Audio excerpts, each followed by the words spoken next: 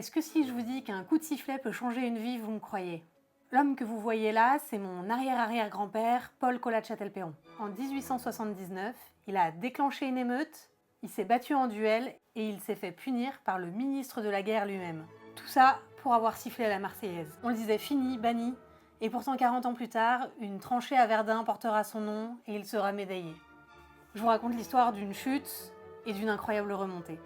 Tout commence à Lyon le 15 août 1879.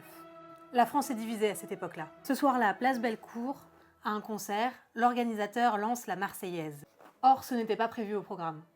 Pour les conservateurs de l'époque, c'est une provocation. Mon aïeul, Paul, jeune sous-lieutenant qui était en civil, est dans la foule. Il siffle.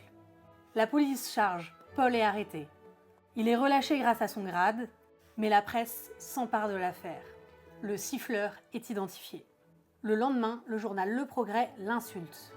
Mais Paul décide de ne rien laisser passer et il provoque le journaliste en duel. Ça se passe le 16 août, à la Mouche, et c'est un duel à l'épée. Paul transperce son adversaire sous le poumon, sans le tuer, heureusement. Comme le montre cette lettre d'archives, ses amis le félicitent pour ses heureux coups d'épée, l'honneur est sauf. Mais à Paris, le ministre de la Guerre, ça le fait pas vraiment rire et il a envie d'en faire un exemple. Verdict, Paul est mis en retrait d'emploi, suspendu. Sa carrière militaire est brisée, net, pour un coup de sifflet. La presse conservatrice crie au scandale, défendant le droit de siffler. Mais rien n'y fait, Paul est mis au banc de l'armée. Et c'est là que le destin bascule. Paul devient une star locale et Elisabeth Brugière de Barante, une jeune femme de la haute société, lit les articles. Elle est fascinée par cette tête brûlée qui tient tête au gouvernement et qui manie si bien l'épée. Elle veut le rencontrer, ils se voient, ils s'aiment, ils se marient. Sans le scandale, pas d'article. Sans article, pas de rencontre. L'armée l'a rejeté, mais il a trouvé sa femme. L'histoire aurait pu s'arrêter là, mais Paul n'est pas du genre à rester sur un échec. Il a fini par être réintégré par l'armée et il remonte tous les échelons jusqu'au grade de colonel. Et la preuve ultime de sa réhabilitation se trouve dans la boue de 14-18.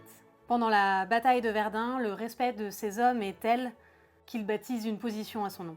Il y a eu en effet, dans l'enfer de Verdun, une tranchée Châtelperron. L'homme qu'on a voulu faire taire pour avoir sifflé a laissé son nom gravé dans les terres de France avant d'être fait commandeur de la Légion d'honneur en 1916.